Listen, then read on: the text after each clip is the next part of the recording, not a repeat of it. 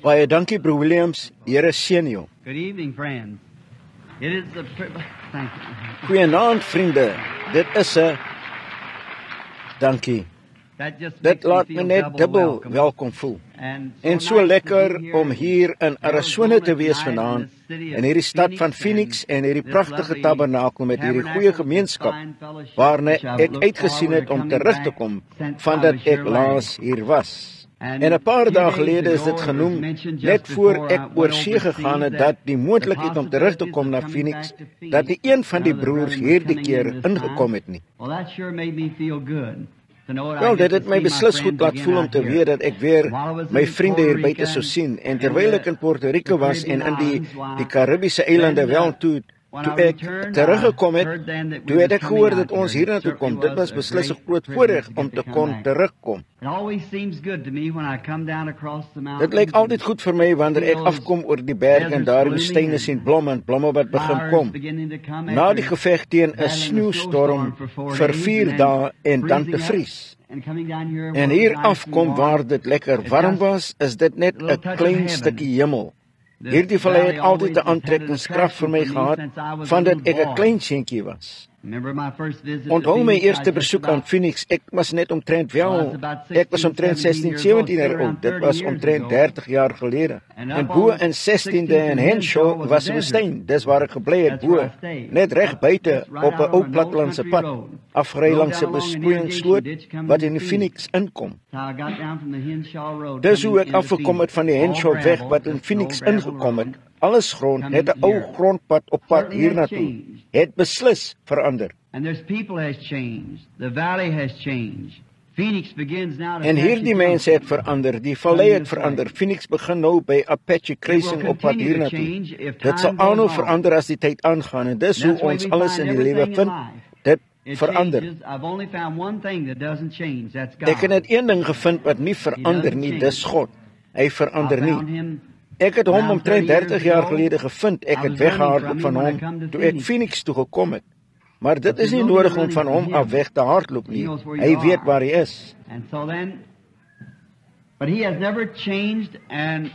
En so toe, maar hy het nooit verander en nooit nie dieselfde liefdevolle soet verlosser gebly wat ek gevind het nie.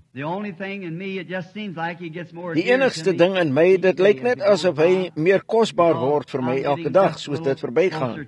Want ek kom net 'n bietjie nader aan hom. My lewe loop uit en ek is nie die seentjie wat ek 'n paar jaar gelede was nie. Maar daar is een groot hoop wat ek het, dat om eendag weer terug te keer daarna toe, net met ons sterflike lewe om nooit te sterf nie.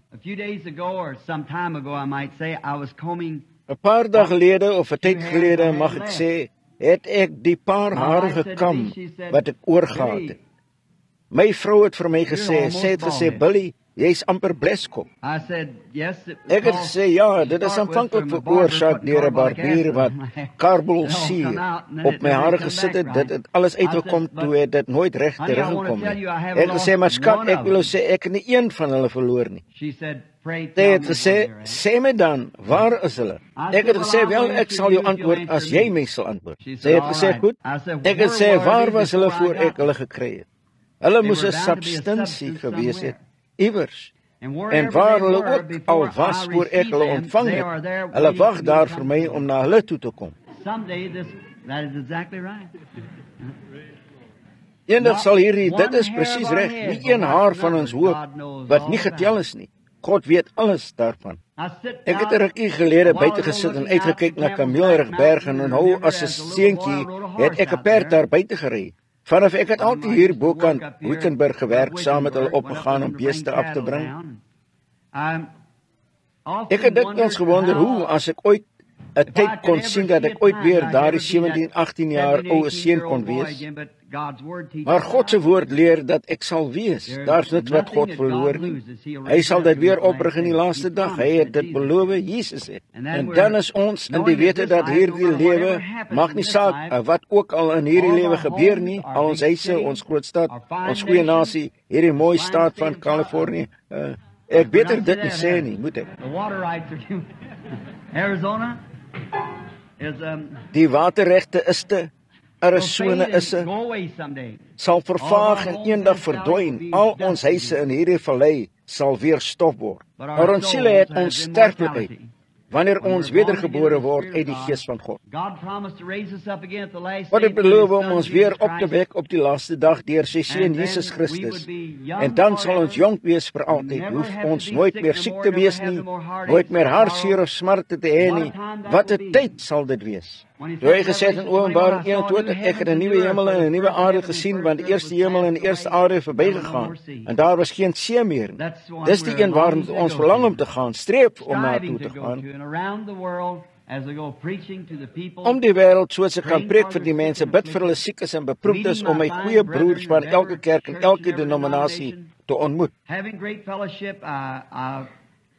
Wonderlike gemeenskap, ek sien uit na die tyd wanneer ek hulle sal ontmoet om nooit weer totsiens te sê nie. Vandag het ek in Miller's Cafeteria gestaan, en die man wat die vleis verwerk het daar agter het my geken. Toe het die seun kelner gesê, "Hallo broer Branham." Ek het gaan sit en ek het my vriend ontmoet, broer en suster Norman en hulle mense van Tucson. Binne 'n paar oomblikke het 'n ouerige man vrou nader gekom en hierdie dame, toe hulle self voorgestel het, was van Oakland oorgekom, gaan hier wees vir die diens. Hulle is waarskynlik teenwoordig vanaand. En sy het, soos ek verstaan, die Heilige Gees ontvang 2 jaar voor ek gebore is. Sy het al vir 41 jaar, dink ek, is dit die evangelie verkondig. Wanneer ek mense soos dit sien. En sy het gesê, daar is een ding wat my bekommer, ek wens ek kon uitgaan en aangaan. Goeieste ek het net omtrent so groot gevoel om langs daardie vrou te staan, om te dink aan 'n ou gelowige. Oud en steeds alles wat in haar is, iets wat uitroep, meer God, as ek iets vir hom kan doen, behoort ons skaam te maak vir onsself. Ons behoort reguit uit te gaan in die veld in, iets vir die Here Jesus te begin doen. Wil ons dierbare broer hier vanaand bedank in die raad van hierdie kerk wat ons uitgenooi het en ons hiernatoe gebring het, sodat ons kan assosieer en wonderlike gemeenskap saam kan hê. Vertrou dat God ons 'n wonderlike diens sal gee. Ek dink dit is omtrent 15 dae. Goeieste, kan julle my so lank uithou? Dit sal omtrent so lank wees as wat ek ooit 'n diens in my lewe gehou het. So 15 dae wees die langste diens. Ek bly gewoonlik net 3 tot 5 aande en weg. Ons was verlede week in Puerto Rico, of voorverlede week was dit, glo ek. Ons was in Kingston, Jamaica, en het omtrent 3000 bekeerlinge elke aand gehad. Ek het na Puerto Rico toe gegaan. Ons was daar omtrent 3 of 4 aande, het na Puerto Rico toe gegaan, vir 2 aande 3 tot 4000 het elke aand daar na die Here toe gekom. En hier is ek nou by Phoenix vir 15 dae. Wiste, ek vertrou net dat die Here iets groots vir ons sal doen. En as gevolg van ons samekoms vertrou ek dat dit herlewing sal veroorsaak, 'n ware herlewing oor die hele Maricopa Vallei hier, dat daar 'n herlewing sal wees in elke kerk. Daar oral die Gees van God van liefde en gemeenskap sal uitbreek, wat op sy pad sal wees om Jesus Christus, die Seun van God, weer terug te bring na die aarde. Met daardie gedagtes voor ek 'n teks neem, laat ons hoofde buig vir 'n woord van gebed. Now, before we pray, would there be any like to be remembered in this prayer? If they would, nou voor ons bid, sal daar enige wees wat onthou wil word in hierdie gebed. As hulle sou, steek net julle hande op na God binne op buite. Hy sien en verstaan. Hou nou julle gedagte in hulle hart terwyl ons bid. Ons mees genadige Vader en God, wat die Here Jesus teruggebring het uit die dood, hom opgewek het op die 3de dag, en hom aan die kerk voorgestel het as die enigste middelaar tussen God en die mens, die man Christus Jesus, wat hierdie wonderlikste belofte aan ons nagelaat het, dat as ons die Vader enigiets in sy naam vra, hy dit vir ons sal gee.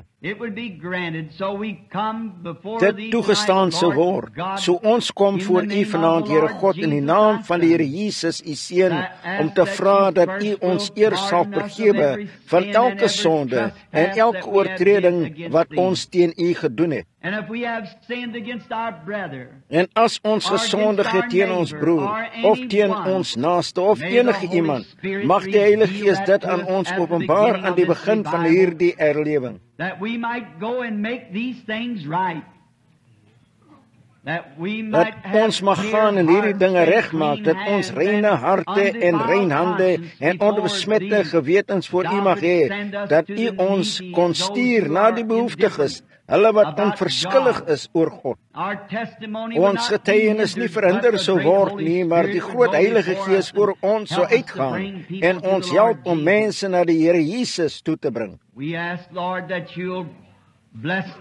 Ons vra Here dat U hierdie kerk sal seën en sy pastoor en sy raad en sy lidmate, seën die liggaam van Christus wat hier in die vallei is, die lidmate van elke kerk. En ons bid nie net vir hierdie kerk nie, maar vir almal dat daar 'n groot herlewing sal kom en dat die heerlikheid van God deur die vallei gevoel mag word. En nie net deur die vallei nie, maar om die nasies en die Here Jesus bring, soos ons die tyd sien naderkom. Ons wil vra Here om hulle te onthou wat siek en beproef is, die ingeperktes vanaand buite in die hospitale en die siekte herstel te huise en rondom. Laat U Heilige Gees, Here, hulle genadiglik bedien deur die naam van die Here Jesus. Gee aan ons van U genade en U liefde en gee ons U woord, Here. Mag die woord elke aand in ons harte geplant word en die Heilige Gees water gee totdat ons ware gelykenisse van God word. Lede van sy liggaam wat liefde voortbring in so 'n mate dat dit so sout sou wees, dat die hele Phoenix sou dors om soos daardie Christene te wees. Want daar is geskrywe van ons Here dat hy hierdie woorde gesê het, julle is die sout van die aarde. En ons besef dat sout 'n geurmiddel is wanneer dit kontak maak. Mag ons sulke lewens lei totdat ons geeste ander sal kontak en hulle laat smag om die mense te wees en die lewe te lei wat die Heilige Gees deur ons lewe. Bless thy word as we read it tonight, and we pray that you'll establish it in our hearts. For we ask it in the name of the Sien U Lord woord Jesus soos ons dit Christ. lees vanaand en ons bid dat U dit in ons harte sal vestig, want ons vra dit in die naam van die Here Jesus, U Seun. Amen. Waiting and inside and out, Om te wag around the wall, en binne en buite en om die mure, ons weet wat dit beteken om beknop te staan. and it made me stand a long time before the services start, so each night I'll try to hurry. En miskien 'n lang tyd te staan voor die dienste begin, so elke aand sal ek probeer opskit net so gou as wat ek kan, maar tog wil ek genoeg tyd gee vir die Heilige Gees om die woord te laat werk, sy plek in die hart in te neem, sodat julle weet ewigheid is 'n lang tyd. Dit het nooit begin, nog sal dit ooit eindig. Ons daal af in tyd, maar ons sal opgelig word in die ewigheid, in een van hierdie dae of nagte. En dit sal bepaal watter stadium daarvan, hoe ons hier lewe, wat ons uitkoms daar sal wees. So laat ons werklik diep en opreg van elke oomblik wees dat hierdie die laaste boodskap sou wees wat ons ooit in ons lewens sou hoor. Ek het gekies vir 'n teks vanaand wat gevind word in die boek van Jesaja, die eerste hoofstuk, die 18de vers. En net vir 'n rukkie, nadat ek dit gelees het, bid ek dat die Heilige Gees ons die konteks van die woord sal gee. Come now, let us reason together, saith the Lord. Kom nou, laat ons die saak uitmaak, sê die Here. Al was julle sonde soos skarlaken, dit sal wit word soos sneeu. Al was hulle rooi soos purper, hulle sal wit word soos wol. I thought that would be a very appropriate thing to start out the service with tonight. Ek het gedink dit sou 'n baie gepaste ding wees om die diens mee te begin vanaand. Ek wil die teks neem as ek dit 'n teks sou noem van konferensies. The prophet here has been called to God, said, Die profeet hier is geroep na God gesê, kom en laat ons die saak uitmaak. Laat ons net 'n konferensie hou. Ons het soveel gehoor die afgelope tyd in die laaste paar jaar van konferensies. En waarvoor is konferensies? What's the reason for conference? Wat is die rede vir konferensie? Gewoonlik word 'n konferensie gehou in 'n tyd van 'n noodgeval. Wanneer 'n noodgeval ontstaan, wat hulle die leers of wat ook al is, as dit 'n konferensie van daardie aard is, dat die groot manne, die leiers bymekaar kan kom en in hulle idees uitruil en dinge uitklaar.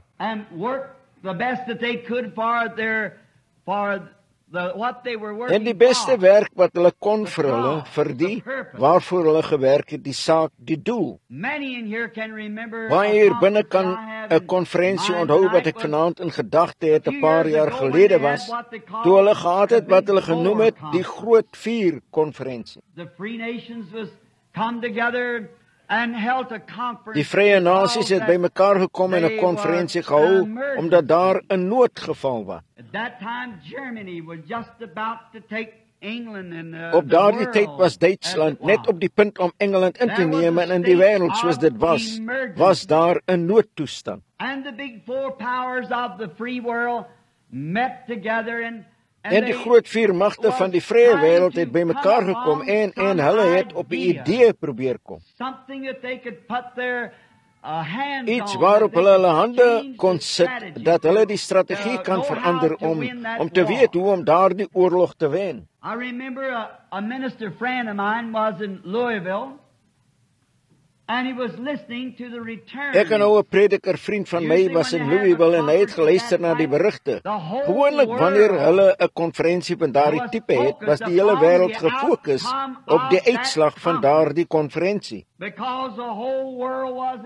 Omdat die hele wêreld daarbey betrokke was. Gewoonlik as daar nie enigiets is waarin jy belang stel wat betrokke is by die konferensie nie, wel, stel jy nie daarin belang nie. Maar laat jy 'n bietjie belange daarby hê, dan wil jy die berigte hoor, om te hoor wat gebeur het. Hierdie prediker vriend van my het na die radio geluister en hy het net oor die vloer geloop, na die toespraak geluister en het gesê iemand het aan die deur geklop. En dit was gedurende die tyd wat ons swaar tye gehad het. Jy kon nie suiker in die koffie kry nie, en wel, ons het daaroor gekla. En moes die koffie die tweede keer kook, en ons het daaroor gekla.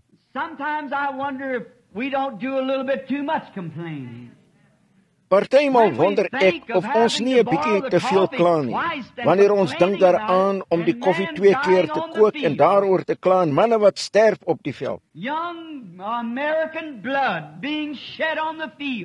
Jong Amerikaanse bloed gestort op die veld en bloed van die nasies uitgestort, en dan kla ons oor een of ander klein opoffering wat ons moet maak. Dit lyk asof dit, ek hoop nie hierdie lyk verkeerd nie, maar ons blyk min of meer 'n ondankbare volk te wees vir die dinge wat ons wel het. Ons plaas nie waarde op die dinge wat ons wel het nie. En hierdie prediker het oor die vloer geloop en iemand het aan die deur geklop, het na die deur toe gegaan om te kyk wat aangaan. En daar was 'n soos 'n moderne beatnik daar, jy weet, met sy wangbaarde oor sy gesig en vuil. En hy het gesê, ek wil graag 'n rukkie met jou praat. Gesê, ek's 'n digter en niemand wil my gedigte koop nie.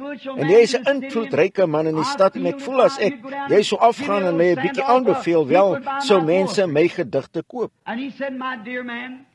En hy het gesê, met dierbare man, sal jy nie inkom en net 'n oomblik gaan sit nie. Hy het gesê, ek luister na die berigte van die resultate van die Groot Vier konferensie.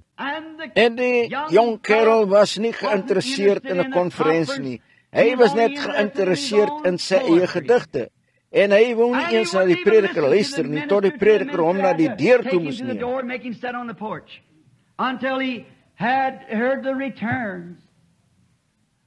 Om op die stoep laat sit tot hy die berigte geluister het, want hy het gesien die enigste ding in die lewe vir hom was om hierdie gedigte te verkoop wat hy geskryf het. En dan kan ons dink aan nog 'n konferensie. Daar was 'n Geneefse konferensie. Ons almal onthou die Geneefse konferensie, hoe dat hulle daardie pragtige plek gekies het. Ek was al verskeie kere daar en dis beslis 'n mooi plek in Geneva. En in die Geneefse konferensie en die resultate van daardie konferensie. En toe onlangs die Parys-konferensie. Ons onthou die groot Parys-konferensie. Nog 'n groot historiese merk. En dan nou ons eie geliefde president, Dwight Eisenhower, besoek hy die Vrye Wêreld konferensie na konferensie na konferensie. Khrushchev is ook uit konferensie na konferensie na konferensie. Hoekom? Want dit lyk asof daar 'n noodtoestand aan die kom is. Die wêreld is in so 'n toestand dat enige klein nasie die hele aarde kan vernietig. Mense het bereik deur sy wetenskaplike navorsing en hy het verby kruit en gifgas gekom. Hy het in waterstofbomme beland en kernwapens en sovoorts, dat hulle duikboot kan laat opkom uit die oseaan iewers en die wêreld vernietig. En almal word bang. Dis hoekom hulle konferensies hou, probeer vergader en uitvind wat ons moet doen.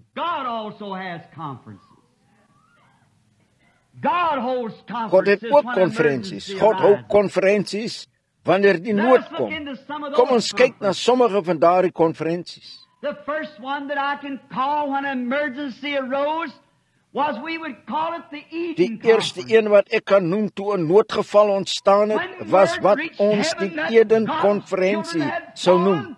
Toe die woord die hemel bereik het dat God se kinders geval het, was daar onmiddellik iets wat gedoen moes word. Because his own son and his own daughter had fallen from grace. Omdat sy eie seun en sy eie dogter van genade weggeval het.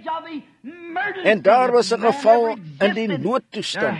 As die mens ooit sou bestaan, moes daar iets gedoen word. I can imagine God our Father down in the Garden of Eden. Ek kan my voorstel God ons Vader onder in die tuin van Eden met rondkyk om 'n sekere boom te vind, na waar hy sy kinders kon roep in sy teenwoordigheid onder hierdie boom. Hy het 'n plek gekies. En hy het daardie konferensie gereël. En hy het Adam en Eva en die slang laat staan. En daar is 'n konferensie gehou. Hulle het sy wette oortree. En sy wette was regverdig en moet die straf moet betaal word. And how are they going to live after the death sentence hangs on them? En hoe gaan hulle lewe na die doodvonnis oorlang? En daar is 'n konferensie gehou en daar is 'n versoening gemaak vir daardie sonde. And temporarily until the woman's seed was to bruise the serpent's head. En tydelik totdat die vrou se saad die slang se kop sou vermorsel wat die volle boete van sonde sou betaal, was daar 'n lam geoffer tot daardie tyd vervul sou word. En daar was iets wat bereik is. Daar is iets gedoen wat groot was. 'n Manier wat die mens weer gered kon word. Ek is so bly dat hulle 'n konferensie gehad het. As hulle geen konferensie gehad het nie, waar sou ons vanaand gewees het? Daar is iets gedoen. Ooreenkomste is gemaak. En verordeninge is gemaak. En hulle het voortgegaan. En daardie eerste konferensie het die verskil tussen lewe en dood vir die menslike ras beteken. En laat ons dan nog 'n konferensie uitroep. Daar was 'n tyd toe daar 'n profeet was, wat die Here God geken het as sy verlosser. En hy het homself wangedra en dit op sy eie manier probeer doen. Mag ek net vir 'n oomblik hier stop om dit te sê, my broer of my suster? Enige tyd wat enige persoon ooit probeer om God se woord of wil op hulle eie manier te doen, het hulle sommer gou 'n konferensie nodig met God, want hulle is verkeerd. Daar's nie twee maniere om enigiets te doen. Dis reg en verkeerd. Dis jou manier en God se manier. Jou manier is altyd verkeerd. Moses het uitgevind dat sy manier nie gewerk het nie. En soos Moses op die harde manier geleer het, so het ek dit so geleer. Sonder twyfel het baie van die mense hier vanaand wat hier sit of hier staan, dit op dieselfde manier geleer. Dis 'n moeilike manier. Dis die beste om jou wil oor te gee aan God se wil en 'n konferensie met hom te hou. En wanneer ons uitvind dat Moses in sy groot geleerdheid en sy intellektuele geleerdheid slim, intelligent, hy was so slim dat hy die leermeesters kon leer. En nie om onkunde te probeer ondersteun nie, maar ek dink dat wanneer ons so raak, ons in die gevaarlikste stadium is waarin ons kan kom, wanneer ons so slim word, dat ons meer weet as almal. Dis die halte van wat fout is met die wêreld vandag. Dis wat die probleem is met die nasies vandag. Elkeen probeer slimmer word as die ander. Dis wat die probleem is met die mense vandag. Ons probeer slimmer wees. Ons probeer selfs in ons kerk om te kyk watter groot toring ons kan bou, die beter klas. Soos ons dit noem, te laat inkom, die beter aangetrektes, die ware juwele en goud van die evangelie weg te neem en toe te gee op hulle in plaas van die altaar, 'n handdruk. In plaas van die doop van die Heilige Gees gee ons toe vir 'n handdruk of 'n doop deur onderdompeling vir die besprinkeling van 'n bietjie water. Enige iets om ons eie plan daarin te kry. Maar dit sal nooit werk nie. Het nog nooit gewerk nie en dit sal nooit werk nie. God se manier is altyd reg. Moet sy manier wees, is die enigste manier. Moses in al sy groot militêre verstand en hoe hy dit kon bereik. Hy het gedink moord was die vraag of moord was die manier. Hy het Egiptenaar doodgemaak. En reg aan sy einste begin het hy gevind hy's verslaan.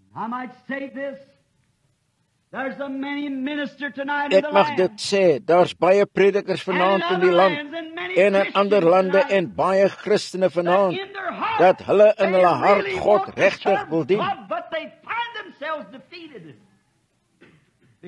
Maar hulle vind dat hulle verslaan is, omdat hulle hulle eie intellektuele begrip van die evangelie neem, net by die kerk aansluit op 'n goeie ding doen of iemand 'n bietjie klere gee of 'n klein goeie daadjie doen.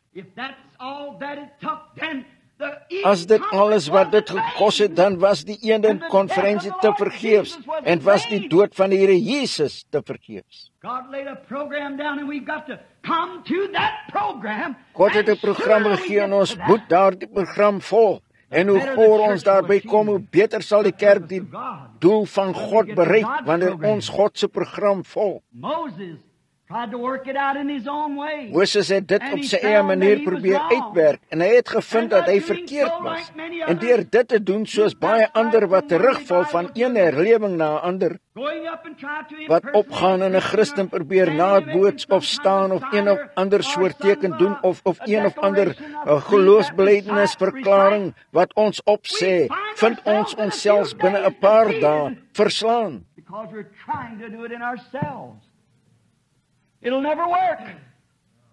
Want ons probeer dit in onsself doen. Dit sal nooit werk nie. Ons moet God se program nakom, woord vir woord, letter vir letter.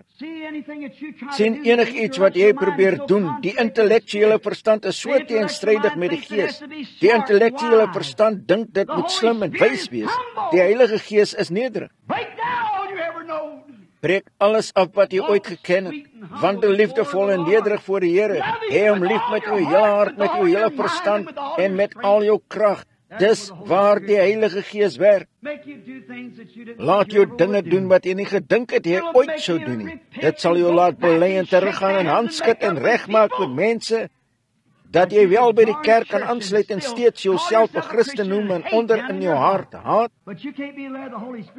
Maar jy kan nie deur die Heilige Gees gelei word en dit doen nie. Jy kan dit nie doen nie. Jy kan nie bedrieg nie. Jy kan nie lieg nie. Jy kan nie skelm transaksies doen nie. Dit moet openlik in bo verdenking wees. Die Heilige Gees se goedkeuring daarvoor. Moses het probeer, maar hy het misluk. God het hom geroep en daar's geen twyfel dat deur my stem te hoor daar baie mense mag wees wat God op dieselfde manier geroep het nie.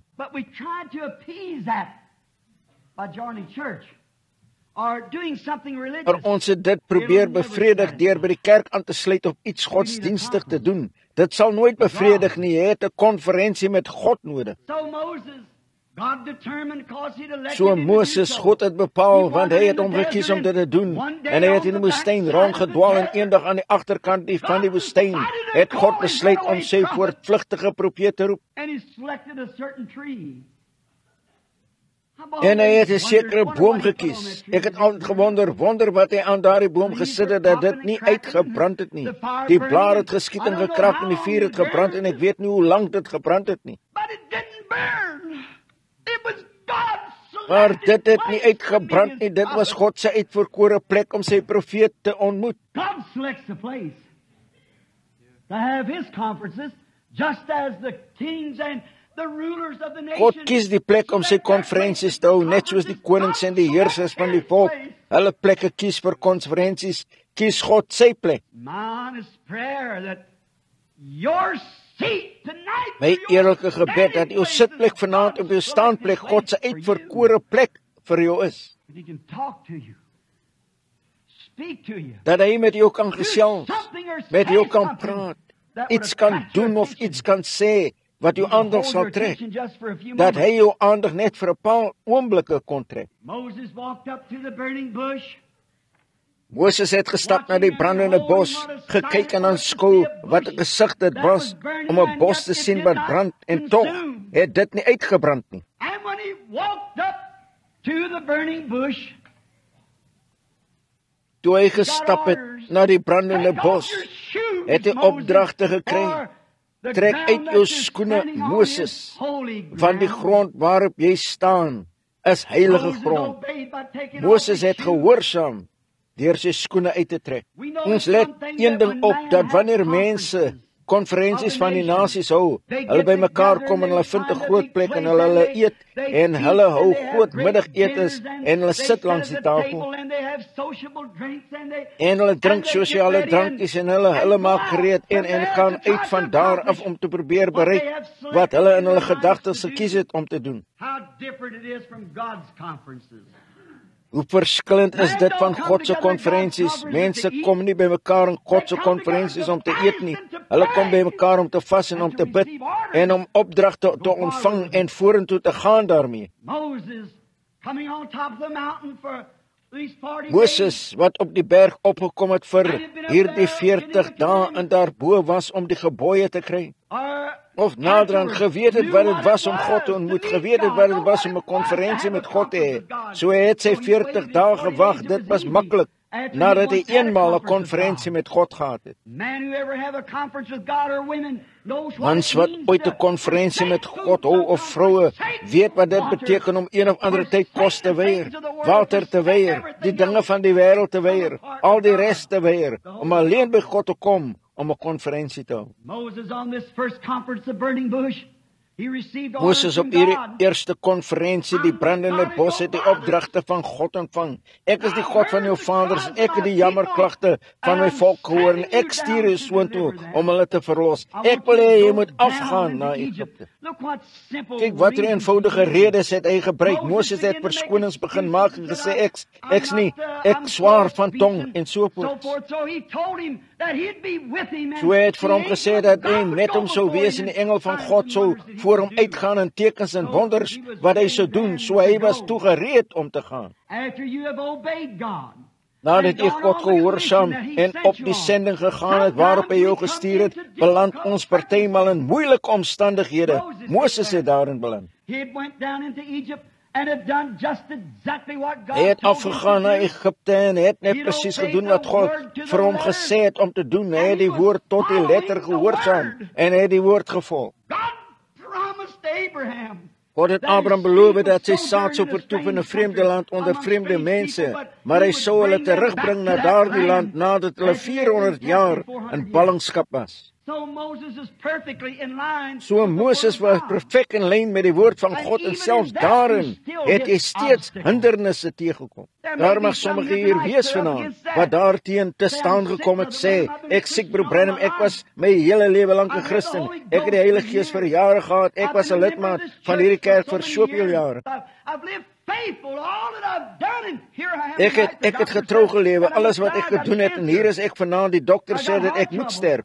Ek het kanker, ek het hartprobleme, ek's in 'n rolstoel of iets anders. Daardie dinge gebeur.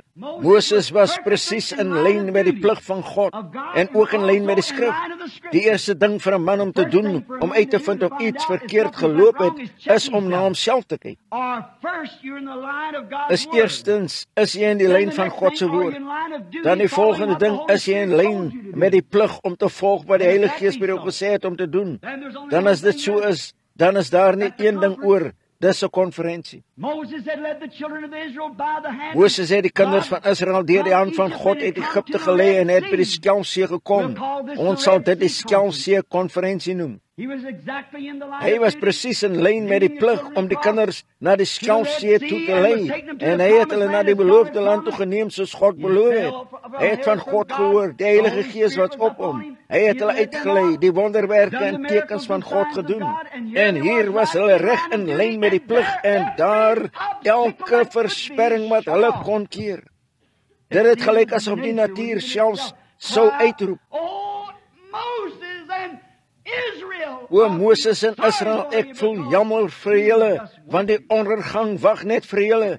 Dit mag so wees vir julle vanaand, ondergang wat net voor lê. Wat het Moses gedoen, hierdie groot voortvlugtende profeet? Hy het een konferensie met God gehad en het geweet wat dit vir hom beteken het. Hy het geweet die enigste ding om te doen was om nog 'n konferensie te hê. Hy het vir hom 'n plek gekies, miskien sou ons sê, o ek weet nie, miskien oor kan agter hierdie sekere rots. Hy het soontoe gegaan en miskien op sy knieë gekniel en gesê, groot Jehova, ek het in die skrifte gelees. Of deur die woord wat ek het, dat u mense verlos. U het 'n engel gestuur en hy het met my gepraat en ek is streng in die lyn met die plig. En hier is ons by die Skelmsee en daar's geen manier om oor te kom nie. So ek het by myself gedink, daar's net een ding om te doen. Ek sal nooit probeer staatmaak op my intellektuele nie. Ek sal net 'n konferensie met u kom hou. God het gesê, staan op jou voete Moses. Gaan praat met die kinders van Israel, dat hulle vorentoe gaan. God sê nooit om terug te val nie, daar's geen terugval in God nie. God is, gaan vorentoe. Maak nie saak in watter stadium van die stryd jy is nie. As jy terugval en gesê het, ek is bang vir goddelike genesing, ek is bang vir dit, dat of die ander, ek is bang vir die doop van die Heilige Gees, spreek en gaan vorentoe. Geen terugval nie, moenie terugkom nie, daar's niks om na terug te val nie. God is altyd, gaan vorentoe. As dit die lyn van plig is, die lyn van sy woord, gaan voort, beweeg aan. Hy sê, ek weet, iemand het in fanatisme ingegaan. Maar dit was nie jy nie, sien. Jou plig is om vorentoe te gaan, totdat God klaar is met jou. Bly net vorentoe beweeg. 'n Paar jaar gelede toe die Here my geroep het, ek 'n plaaslike baptiste pastoor, om goddelike genesing te gaan preek, het ek nog nooit van so iets soos Pinkster gehoor nie. Net so min as wat ek iemand hoor sê het, dis 'n klomp holy rolls of iets nie. Maar toe hy gekom en ek hom gesien en hy gepraat het as God praat, is daar iets wat daarop moet reageer iewers. Op my kerk het geglo het of nie, daar's iemand wat dit gaan hoor. Daarvandaan het Oral Roberts en Tommy Osborne en so voort gekom en herlewingsspiere brand reg oor die wêreld vanaand. Hoekom? Spreek en gaan vorentoe. Moenie terugstaan nie, ons kom by soort van 'n verlangsaming. Daar's geen plek om te verlangsaam nie. As daar enigiets is, kom in dubbelrad, laat ons vorentoe gaan. Geen stopplek nie, Pinkster kan nie stop nie. Daar's geen plek om te stop nie. Laat ons nie 'n vuur bou op dieselfde grond nie. Enige iemand se 2 vuur op 2 hande. Kom ons bou 'n nuwe vuur hier vanaand en 'n nuwe vuur verder die pad af aan en aan totdat ons Jesus sien. Daar's geen stopplek nou nie. Moses, hy het gebid en hy het opdragte gekry en hy het uitgestap en die kinders van Israel gevra om vorentoe te gaan en die see het oopgegaan en hulle het deurgegaan. God maak altyd 'n weg. 'n Konferensie, dis wat die kerke vandaan nodig het, is 'n konferensie. Bevele kry en vorentoe beweeg. Bid julle en vra of dit nou tyd is om die groot seëning hiervan uit te lê. Wat deurgegaan in die laaste 30 of 40 jaar van Pinkster, van die seëning van die Heilige Gees, die doop wat die wêreld aan die brand gesteek het, vir 'n herlewing wat nooit gesien is vanaf die dag van Pinkster in die begin nie. Hulle het dit nooit gehad in die Luther se herlewing nie, hulle het dit nooit gehad in die Wesley herlewing nie, hulle het dit nooit in geen herlewing gehad tot hierdie herlewing nie. Dis nie tyd vir Pinkster om homself as saad in te lê nie, dis tyd om sy tente uit te sprei.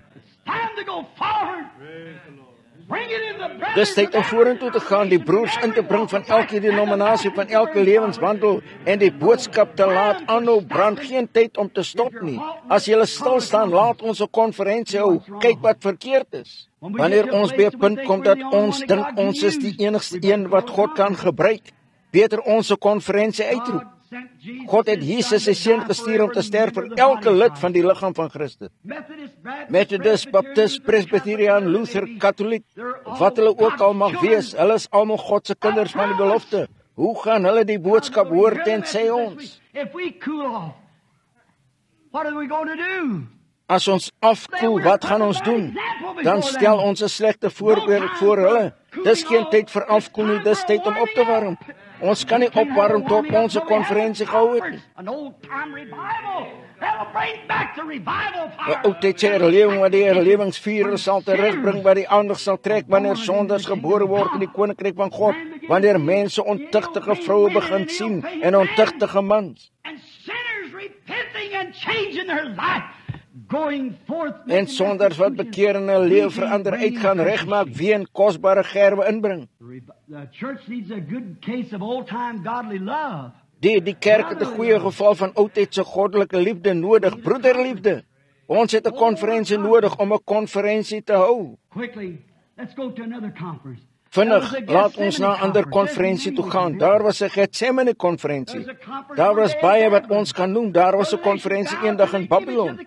Of hulle moet buig voor die beeld van die koning, of hulle God se woord moet hou. God het die 4de persoon afgestuur as gevolg van daardie konferensie. Daniel moes 'n konferensie hou en God het 'n engel gestuur, miskien 'n vuurkolom lig. Daardie diere skrik gemaak en hulle het nie die mag oor Daniel gehad nie. Omdat hy 'n konferensie gehou het, 'n biduur iewers. Dis wat die verskil maak. Wanneer ons so verstrengel raak in die dinge van die wêreld dat ons nie Sondag aan kerk toe kan kom of Maandag aand of enige ander aand nie, en ons televisieprogramme moet kyk en sekere dinge soos daardie wat wys dat die wêreld in ons ingelek het. Wat die Pinksterkerk en alle ander kerke nodig het vanaand is om elke las af te lê en die sonde wat ons so maklik omring, dat ons die wedloop wat voor ons lê met volharding kan hardloop. Ons het 'n konferensie nodig, 'n universele biduur vir die kerk van die lewende God om bijeengeroep te word. Moenie dink ek is kwaad of buite myself nie, ek weet waarvan ek praat. Die behoefte van die kerk vanaand is 'n konferensie, 'n biduur, 'n byeenkoms om bijeengeroep te word.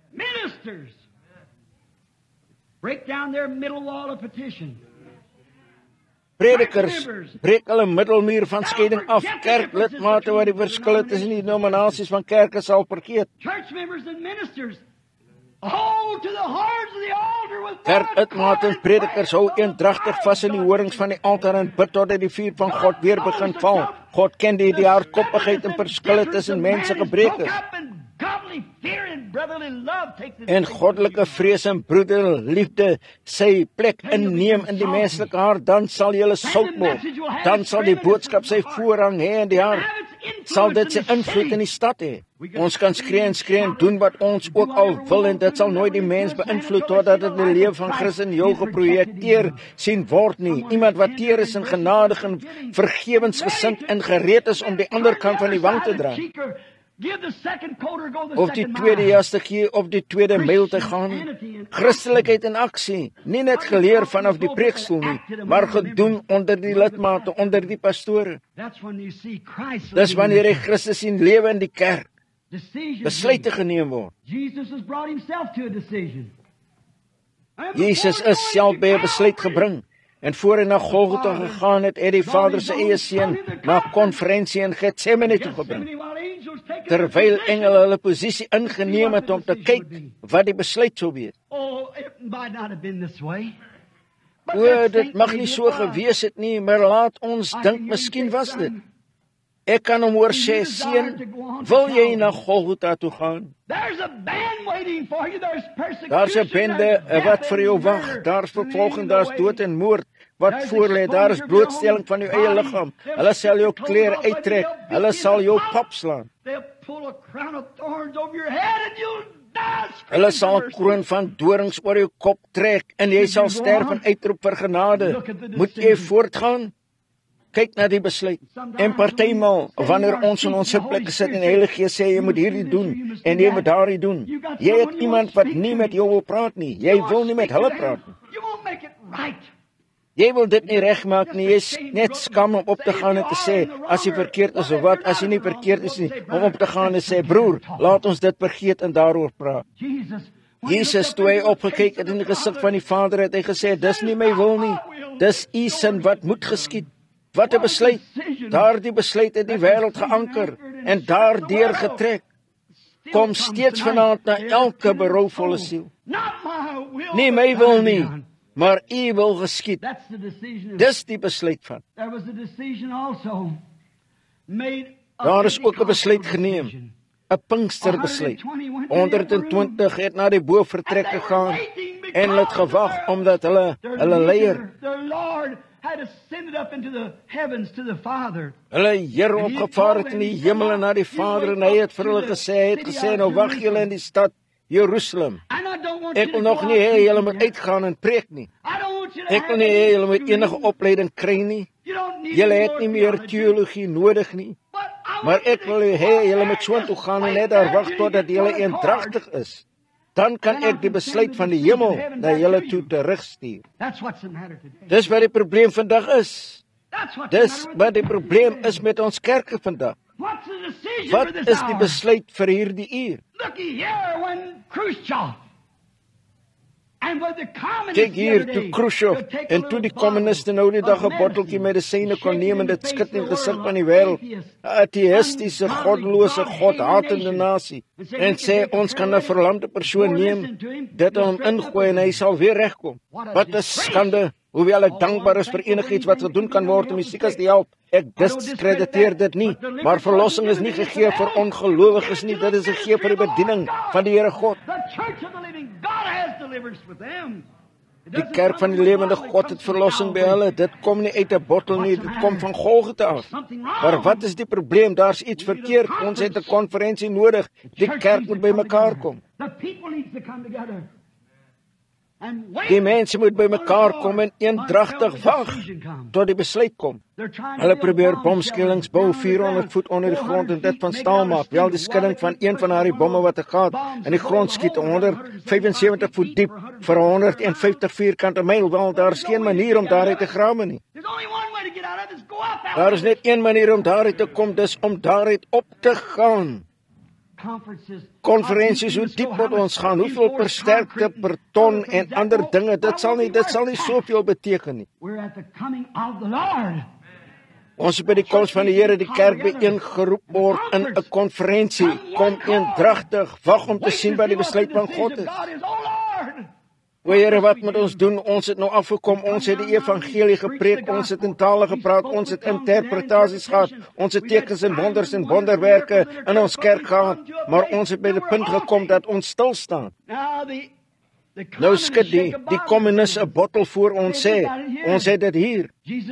Jesus self het gesê, voorwaar ek sê vir julle, as jy vir hierdie berg sê, word beweeg en nie in jou hart twyfel nie, maar glo dat wat jy gesê het sal gebeur, kan jy kry wat jy gesê het. What's the matter then? A conference. O goeiste, wat is dan die probleem? 'n Konferensie. Dis wat ons nodig het, 'n konferensie, eendragtig en 'n konferensie. Hulle het gewag, hulle wil sien hoe die kerk gelei moes word. Hulle wil sien of dit gelei moes word deur intellektuele begrippe van goeie morele lewe. Of hulle dit moet doen op die basis van sekere besprinkelings of vorms van doop, of wat moet hulle doen? Hoe moet die nuwe Christelike kerk gelei word? En daar was 'n konferensie gehou in die hemel. Hoe hulle moet maak 'n skryfblok papier saam met hulle dra en almal se naam neerskryf en hulle nagmaal gee en hulle laat gaan. Was dit reg? But they were waiting with one accord in one place. That was Pharisees. Maar hulle het eendragtig op een plek gewag. Dit was Fariseërs, Sadduseërs, al die res van hulle. Die klein dingetjies van hulle denominasies is afgebreek. Hulle sekte en soorts van hulle godsdienstige lering is afgebreek. Hulle sou uitgeroep na 'n konferensie toe deur Jesus Christus. Daar het hulle eendragtig gewag. En skielik het daar 'n geluid in die hemel gekom soos van 'n geweldige rukwind. En dit het die hele huis gevul waar hulle gesit het. Daar het aan hulle verskyn gespete tonge soos vuur. En hulle is almal gevul met die Heilige Gees en het begin praat met ander tale soos die Gees hulle uiting gegee het. Daar was Jode godsdienstige manne uit elke nasie onder die hemel wat daar vergader het in Jerusalem. Toe hierdie hele geluid kom, het hulle saamgedrom en was nie warm en elkeen het gehoor hoe elkeen in sy eie taal spreek waarin hy gebore is. Dit was God se besluit van hoe die kerk bestuur moes word. Broer, ons op die dinge van God kapitaliseer en dit maak dat net ons groep die enigste een is wat dit het. Is dit tyd om nog 'n konferensie te belê. En weer terug na God en hoor nog 'n geluid soos 'n magtige rukwind om broederliefde te sien.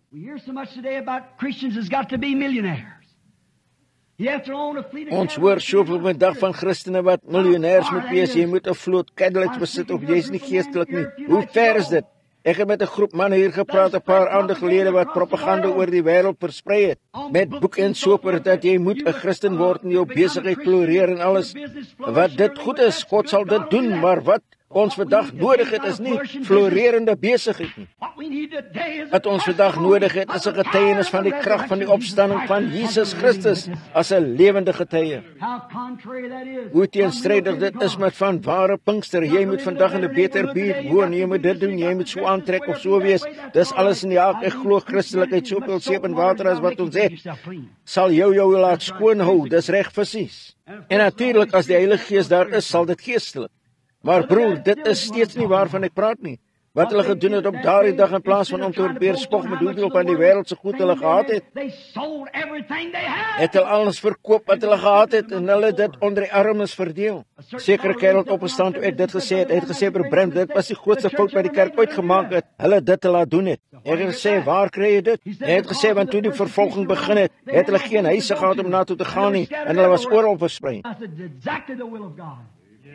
Ek het gesê, dit was presies die wil van God, want toe het hulle geen plek gehad om heen te gaan nie, geen wêreldse besittings nie. Hulle het uitgegaan en oral gepreek en die woord van die Here het gegroei. God se besluit is altyd reg. Dis reg, het oral uitgegaan en gepreek, dis hoe hy die woord versprei het. Die Pinksterkonferensie moes nie vir hierdie sekere groep of 'n sekere sekte wees nie, maar wie ook al wil laat hom kom. Dis wat Petrus gesê het, want die belofte kom julle toe en julle kinders. En hulle wat daar ver is, die wat die Here ons God sal roep. Dis waarvoor dit is, vir wie ook al wil laat hom kom. Hy kan drink uit die fonteine van die water van die Here. Nou, daar was nog 'n konferensie en ons kom by afsluiting met hierdie laaste konferensie. Daar was 'n konferensie wat gekom het nadat hulle oral versprei was en gepreek het. En 2 van hulle het opgegaan in die skone poort en daar het 'n verlamde man gelê wat siek was.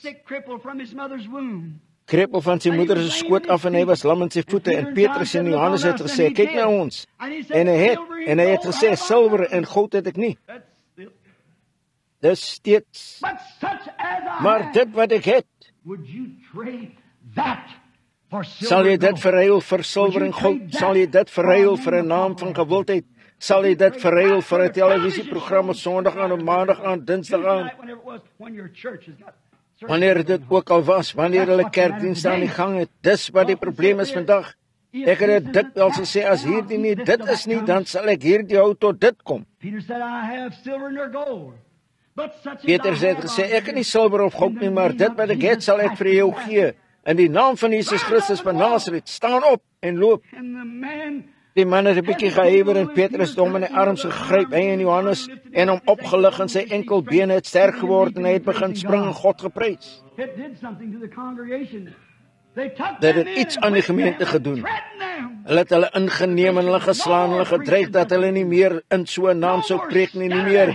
Het daardie kettery van Pinkster verder verstrooi nie. So toe hulle dit gedoen het, het hulle uitgegaan met daardie dreigement dat hulle in die tronk gegooi sou word as hulle dit weer gepreek het. Enigiets gesê het van die Jesus wat opgewek is in die Heilige Gees hier, wat wonderwerke verrig. Weet julle wat hulle gedoen het?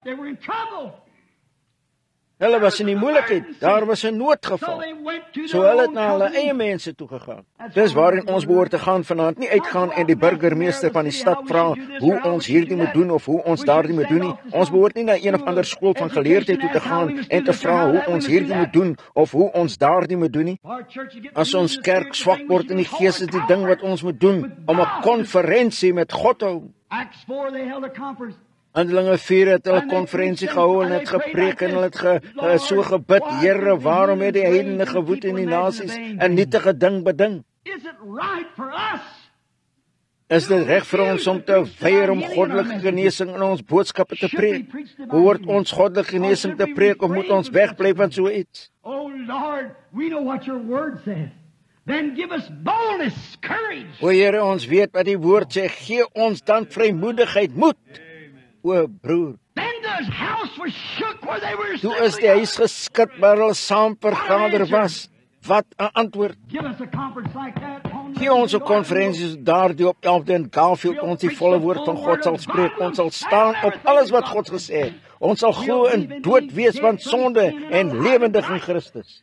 Ons glo dat 'n man wat dood is van sonde wegbly van die dinge van die wêreld omdat hulle dood is vir hom. Daar's nie meer kinderspraatjies en norsheid en strye en bakleiere en stribbelings nie. Daar is vrede in hom teenoor God en teenoor die kerk van daar af tot die dag wat hy die wêreld geneem het. Ek glo dat die Heilige Gees die geaardheid van die wêreld in 'n man of vrou doodmaak. Ja, meneer. Ek glo dat goddelike genesing reg is. Ek glo dat die krag van die Heilige Gees net so groot is vandag soos dit was toe dit uitgestort is by Pinkster. Ek glo dit breek die skeidingsmure af en bring 'n broederlike liefde, dat die duiwel en al die sorges van die wêreld ons nie kan skei van die liefde van God wat daar in Christus is nie. Ons het 'n konferensie nodig, 'n ware konferensie om ons bymekaar te bring in hierdie soort. Daar kom nog 'n konferensie en dit is die oordeelskonferensie. Jy mag nie by die groot vuur gewees het nie. Ek was ook nie. Jy was dalk nie by die Geneve nie. Ek was ook nie. Broer, suster, laat ek vir jou sê as jou broer, daardie een, jy gaan daar wees. Elke keer wat daar die ambulans skree daar buite in die straat, laat dit jou weet dat jy ook daar gaan wees. Elke keer wat jy by 'n begrafplaas verbygaan en 'n grafsteen sien, sê iets vir jou, jy gaan na daardie konferensie toe. Elke keer wat jy die waarskuwingsstem van jou pastoor oor hierdie preekstoel hoor, sê dit vir jou, jy gaan na die oordeel toe. Elke keer wat jy jou hare kam in die grys of dit sien val, die plooie in jou gesig, jou oë wat dof word. Wat is dit? Jy gaan na die oordeel toe. Jy gaan by daardie konferensie wees, onthou dit net. Jy moet daar wees, jonk of oud, reg of verkeerd. Jy gaan daar staan, party mense se sondes gaan voor hulle uit, party vol. Die konferensie wat ons vanaand nodig het in Amerika, net soos hier by Phoenix en oral oor die wêreld, is 'n konferensie van 'n oudtydse bidder, van 'n plek waar ons kan terugkom na die plek waar broederliefde bestaan, waar die Gees van God in ons harte kan inkom en ons so ellendig maak vir die dinge hier buite wat in die wêreld aangaan. Weet julle die engel wat verseel het gesê, maak 'n teken op hulle, wat siggens teenoor die gruwels wat in die stad gedoen is, terwyl die ondersoekende oordeel aan die gang is om te sien wie waardig is om van die toorn te ontsnap. Hoe's die engel net diegene verseel wat gesteen en gesig het oor die gruwels wat in die stad gedoen is. Nou merk Phoenix vanaand, dit is waar die konferensie gehou word. Ons het hiernatoe gekom vir daardie doel om 'n konferensie hier te hou by hierdie kerk. Ons het gekom om die saak met julle uit te maak.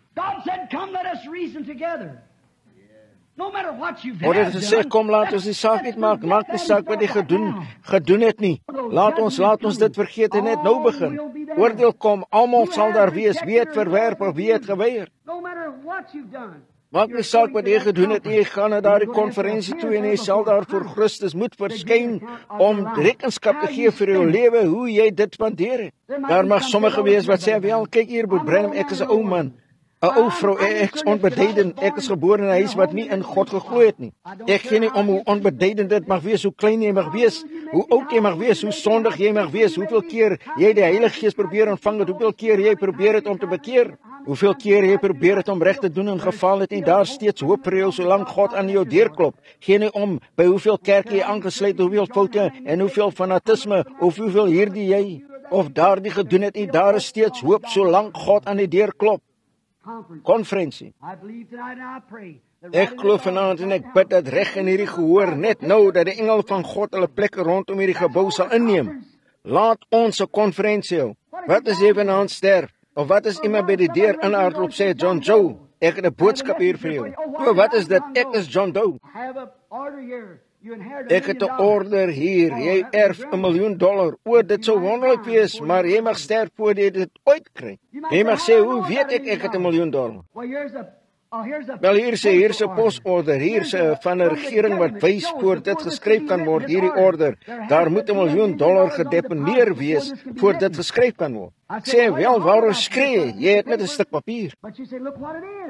Maar hy sê, kyk wat dit is, kyk hierop, hier is die posklerk se naam as so iets geskryf kan word. $1 miljoen gedeponeer hier, dit is in die bank. Ek gee nie om wat jy teen jou het nie. Jy mag kanker, jy mag wees, jy mag sonde siek wees. Jy mag duiwelbesetenheid hê. Ek gee nie om wat jy het nie.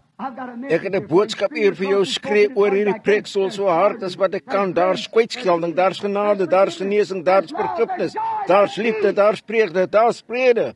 Jy sê, waarom is jy so entoesiasties daaroor, Broer Branham? Daar staan geskrywe, al sal julle sonde so skarlaken wees, hulle sal wit word soos sneeu. Kom, laat ons die saak uitmaak. Maar hy sê, ek is onwaardig. Ek weet jy is, maar Jesus het vir jou gesterf. In ons mooi stad of 'n stad naby ons nou die dag het daar 'n ongeluk gebeur. 'n Ou boemelaar het die straat oorgesteek. Hy het gelyk asof sy klere verslete was, sy ou hoed was stikkend. En 'n jong tienerseun en meisie wat in die straat afkom, gevry het met mekaar. Hulle het nie die arme ou kerel opgelet nie en hulle het hom getref en hom vergeslinger, hom teen 'n gebou vasgegooi toe die modderskerm hom getref het. Soos die seun weggedraai van die meisie af om na die ou man te kyk, het hy uitgeswaai en hom net teen die gebou vasgestamp. Die nooddienste is ontbied en hulle het hom na die hospitaal toe geneem, die stadshospitaal. En hulle het hom deurgekyk en daar was sy arms gebreek, sy bene was gebreek en sy. Hulle het gedink hy was bewusteloos, hy het skaars asem gehaal, so 'n klomp dokters. Hulle het gedink aan ander wat hulle gehad het. En hulle het gesê, ons moet 'n konferensie hier hou. Nou die ou man is amper 70 sonder twyfel, ons weet nie wie hy is nie. Dit sal ons ure en ure van ons tyd neem om te opereer, sy bene weer te spalk en hom te probeer reguit maak. En die ou kerel het nie veel langer om te lewe nie en ons het ander wat hier buite wag. Ek glo net nie dis die moeite werd om dit te doen nie. Laat ons hom net neerlê en dit sal nie lank wees voordat hy weg sal wees nie in elk geval. Maar die ou man was nie so dood as wat hulle gedink het hy was nie. Hy het homself omgedraai en gesê, meneer, ek het elke woord gehoor wat julle gesê het. Hy het gesê, ek is iets werd. Hy het gesê, ek was soveel werd dat God sy enige gebore seun gegee het, dat ek gered sou word. En hy het gesê, ek het daardie boodskap omtrent 50 jaar gelede ontvang en om traktaatjies op die straat uit te deel, loop ek van plek tot plek en probeer die evangelie verkondig. Hy het gesê, ek is iets werd, of God sou my nooit gered het nie. Jy is beslis, engele van God is hier, ek gee nie om wat jy gedoen het nie. Al is jou sonde so skarlaken, hulle sal wit wees soos wol, al was hulle rooi soos purper, hulle sal wit wees soos sneeu. Laat ons 'n konferensie hou, elkeen waar jy is en God vra, o Here, Is ek enigiets werd? Ek is net 'n huisvroutjie. Ek's net 'n broer. Ek werk by 'n volstasie. Ek gee nie om wat jy doen nie. Maar jy sien, Here, ek was boos. Ek het 3 of 4 keer probeer en geval. Ek gee nie om wat jy gedoen het nie. Kom ons hou 'n konferensie. Al het jy probeer sla, misluk. Al het jy jou intellektuele verbygegaan. God het 'n brandende bos reg langs elke sitplek hier vanaand. Hy het 'n engele wat jou hart in die brand kan steek. Kom, laat ons die saak uitmaak. Kom ons begin hier by Elton Garfield. Laat ons begin, julle Christene, en laat ons 'n konferensie hou. Laat ons 'n konferensie hou. Here, my lewe sal binnekort verby wees. Jesus sal binnekort kom. Gaan hierdie komende week by daardie boodskappe uitkom as die Here wil, daardie tweede koms en hoe naby. Nou, en wat moet ek doen? Miskien het ek net hierdie week om te werk. En sal dit die laaste wees wat ek ooit tyd sal hê om te werk? Laat ons nou 'n konferensie hou en kyk wat die Heilige Gees sou sê. Terwyl ons hoofde oral buig binne en buite, as ons pianis daar, wie dit ook al is, na die klavier toe sal gaan, net 'n oomblik. Now while you're praying, may the Holy Spirit in His goodness and mercy and His tenderness. Nou terwyl hulle bid, mag die Heilige Gees in sy goed en genade en sy teerheid afkom na jou toe en sê, kind van my, dit is ek wat met jou praat. Ek wil net 'n oomblik met jou praat. Ek weet dat jy voel jy is veroordeel en ek wil jou 'n bietjie nader aan my neem. You don't want to come empty-handed. You don't want to come with sin on your conscience. Julle wil nie met leë hande kom nie. Julle wil nie kom met sonde op julle gewete nie. Julle wil kom met julle met geluk en vreugde in julle harte. While we have our heads bowed and our eyes closed, each one of you now a little private conference with God. Terwyl ons hoofde gebuig het en ons oë toe, elkeen van julle nou 'n klein privaat konferensie met God terwyl ons wag. Though your sins be as scarlet, yet Al was julle sonde so skarlaken, tog sal dit wit word soos sneeu. Al was hulle rooi soos purper, hulle sal wit wees soos wol. Wel sê Branham, dis siekte wat ek het. Dis 'n bietjie geloof net nou sal net die hele ding afhandel. Dis net 'n klein sonde om nie te glo nie. Wat is sonde? Ongeloof. Hy wat nie glo nie sal reeds veroordeel. Laat ons 'n klein konferensie vind. the other day I laid sick. Nou die dag het ek siek gelê, kon nie eens pleister vir 9 dae nie. I looked up. En ek het iets in my kamer gehoor. Ek het opgekyk, daar het iemand gestaan geklee in wit. I seen a Bible open and a cross came. Ek het 'n Bybel oop gesien en 'n kruis het daar uitgekom. Uit die kruis het Jesus gekom en hy het vir my gesê wat ek beplan het om te doen verkeerd was. O, daardie konferensie, die soetheid. 1 sekonde later het ek my vrou geroep en sy was so bang. She dropped the blankets in the Sy het die kombers op die vloer laat val, die laken, sy het my bed kom oortrek. Net 'n gesprek met Jesus maak dit anders. Now, Nou binne en buite met die hoofde gebuig. Hoeveel wil graag onthou word vanaand in die afsluitingsgebed van die boodskap? Sal jy jou hand opsteek? God seën jou. God wees met julle. Buite, wil jy net jou hand ophou? God sees there's no darkness. God sien daar's geen duisternis so donker dat hy nie kan sien nie. Ja, 150, 200 of miskien meer hande het opgegaan. Daar's geen manier vir ons om 'n altaar oproep hier te maak nie. The altar is full of little children. But the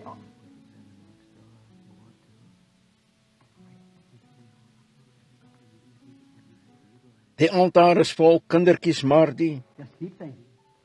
Now to you that's sick. hou net aan dink. Nou vir julle wat siek is, sal jou hand opsteek, sê Here, laat my hê. Laat ek dit net nou met u bespreek. God seën julle, dis reg. 150 of meer van daardie of miskien soveel. Goed. Whatever the conference is, no matter. If thou believest,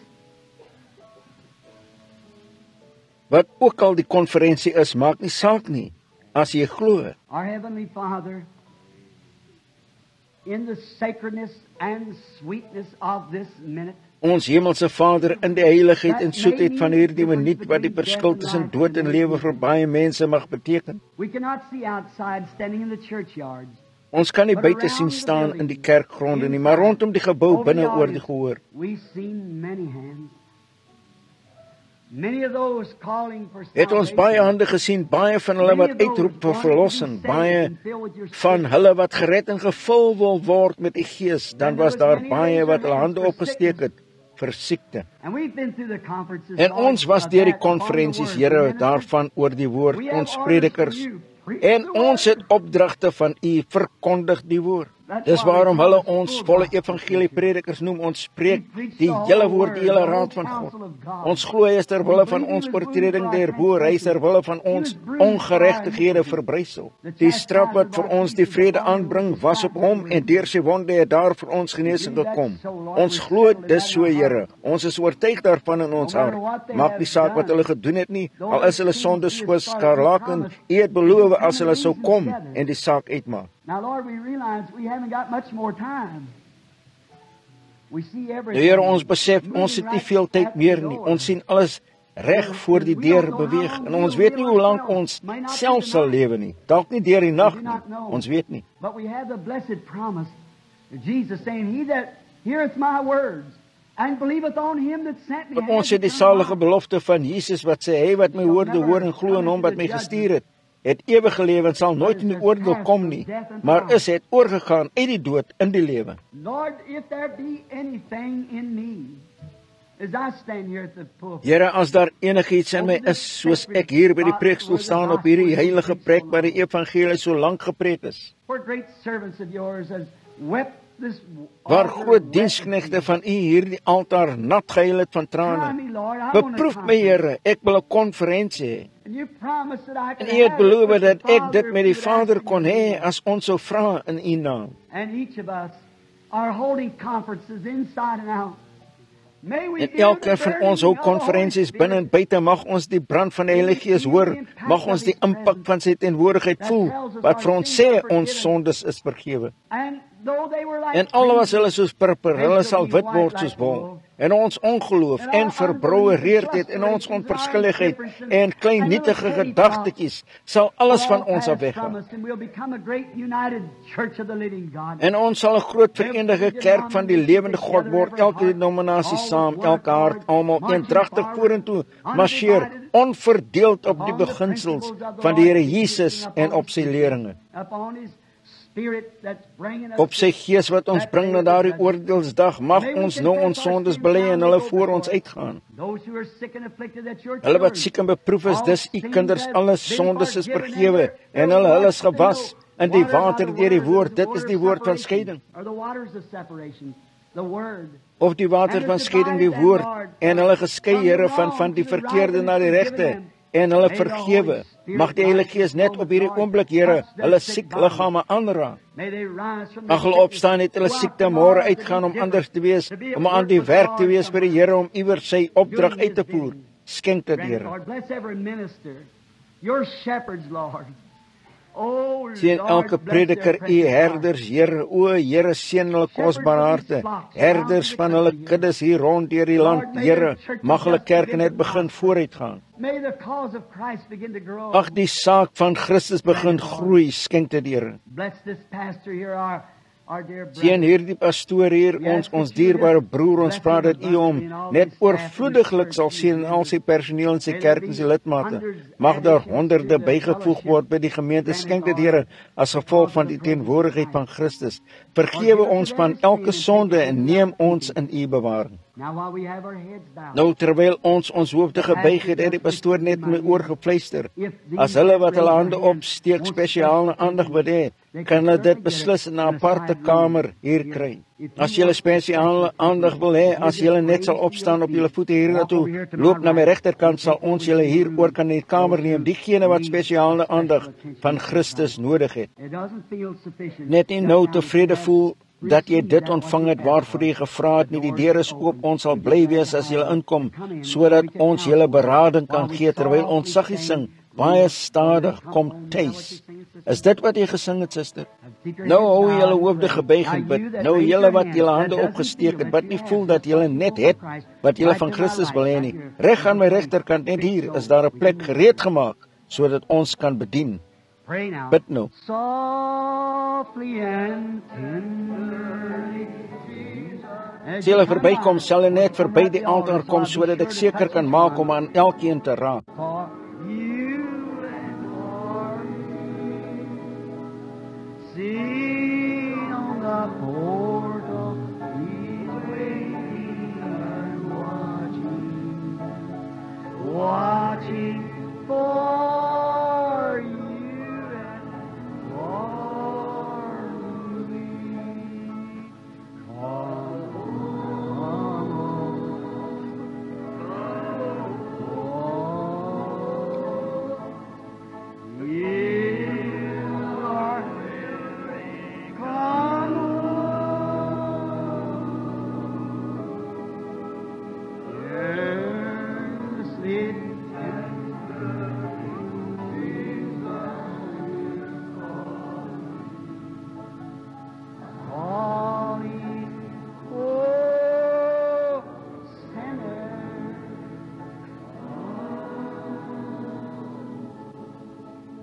Het julle hoofde die hele tyd gebuig?